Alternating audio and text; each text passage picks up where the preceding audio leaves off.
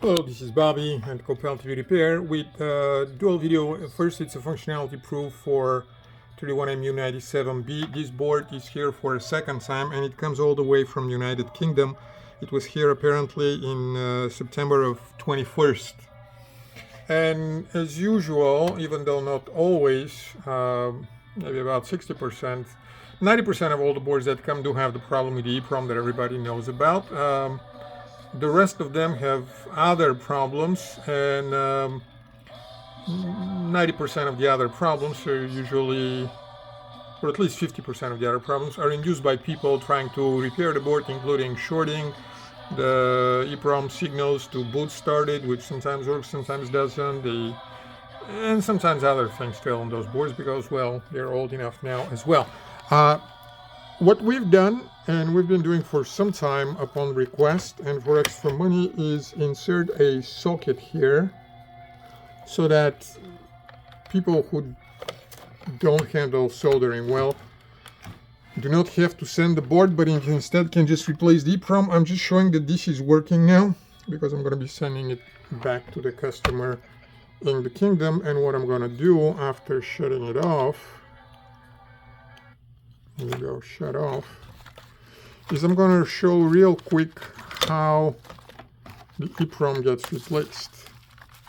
Now, this is not a magic or really great solution because the EEPROM socket is meant mostly for development and not so much for real life use. So it doesn't stand a lot of replacements, and it doesn't stand and will not handle well rough handling. It's just a development device that is used when one is developing EEPROM. So what I'm going to show is how exactly it works.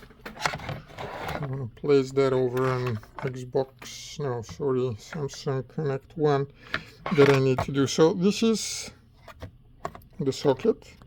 And what you do to replace the EEPROM, instead of sending the board back and forth across the ocean, is you use something nice like pliers, rounded pliers, and gently push that up. It opens. This one, I'm sorry, I'm looking at the screen and that makes it harder. That also opens. And you take the EEPROM out. It's like that will do as well. Notice the first lock is at the lower left corner, and this is what we show here. Sorry for my voice. And then when you have to put it back in, you tap it gently. First you hold the one that has apparently place for the other to cover. You take that back. Sure, you turn it the other way around, and I'm just only gonna connect the sounds and the backlights, why not the whole thing, to show that after doing all that it does work.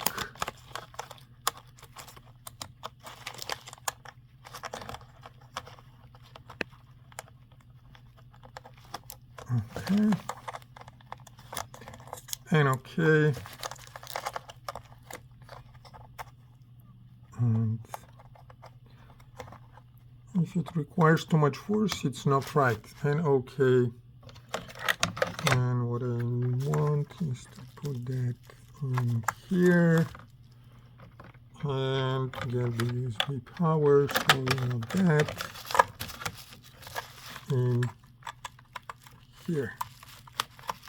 All right, sorry for the wait. This is my, oh, I did not connect the button. Now this one and this one. All right. Pressing in. There we go. You saw the EEPROM in and the EEPROM out, and then the EEPROM back in this version of electronic porn. And then I'm going to switch it off. And that board is ready to go back to the customer. Good luck. We charge a little extra for that. Putting that EEPROM there is a royal pain in the butt. can see some sign of heating here, but that was a minor. And of course, there was always, or oftentimes, minor mistakes that take more time. Those boards are old now, and it's probably not going to happen too many times, but good luck to that customer. They will not have to send that board, hopefully, ever again. We are sending 2 spares, and the EPROMs are cheap. You can get them locally, you can get them internationally, whatever it is. It's so much easier than having to move the board around. Good luck, and thank you for using Coppell TV Repair.